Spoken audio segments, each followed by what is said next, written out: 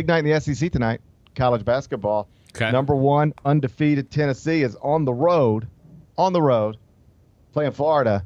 Only undefeated team in America, ranked number 1 in the country. Slight underdog against the Gators in the O-Dome down in Gainesville. Just another night where if you turn it on, you'll probably hear whoever's calling the game. Once again, remind you that the SEC is the best conference in the country, and this is a perfect way to illustrate that. The number 1 team in the country is from the SEC. So is the number 2, by the way. But the number 1 team in the country is the only undefeated team in the country. They've already won at Illinois, which might be the best Big Ten team.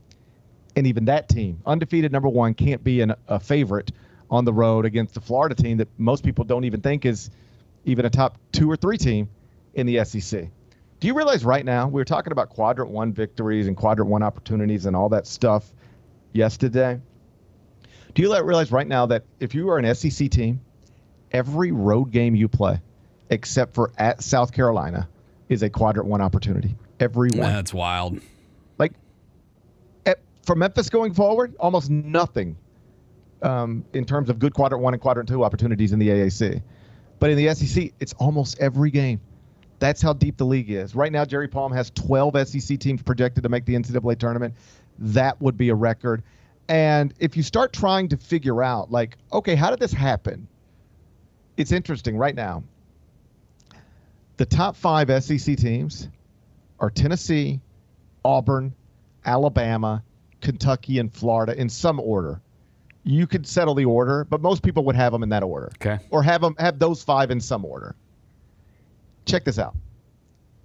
It used to be all we talked about was recruiting classes, 5-star prospects, McDonald's All-Americans, top 50 freshmen. That was the biggest conversation in the sport connected to rosters.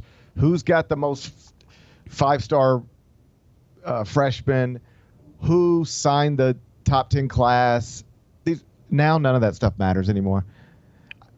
The best league in the country, arguably the best league in the history of college basketball, the top 5 teams in it right now, here's what they have in common. Tennessee's leading scorer, Chaz Lanier, transfer from North Florida. Auburn's leading scorer, Janai Broome, transfer from Morehead State. Kentucky's best player, Otega Owe, transfer from Oklahoma. Alabama's best player, Mark Sears, transfer from Ohio. Florida's best player, Walter Clayton, transfer from Iona. You're not winning with you ready? Dylan Harper and Ace Bailey, 2 of the top 3 freshmen in the country, probably going to be they could go number 1 and number 2. But these are the Rutgers guys, right? Yeah, the team stinks. They suck, right? Yeah, they can't beat anybody. Say that. Can't beat anybody. Lost again last night. Yeah. The way you used to win is by, at least one of the ways you used to win is just loading up on NBA talent. It's not how you do it anymore. Top 5 teams in the SEC, they're all loaded up with transfers. Older guys, transfers, and I'm not sure any of them are going to be first-round picks in the NBA draft. And yet they're all awesome. Best league in the country, maybe the best league of all time, and it is dominated by not 5-star freshmen, not future NBA players. It is dominated right now by transfers, largely mid-major transfers who are a little older and guiding some of the best teams in the country. Tennessee at Florida tonight.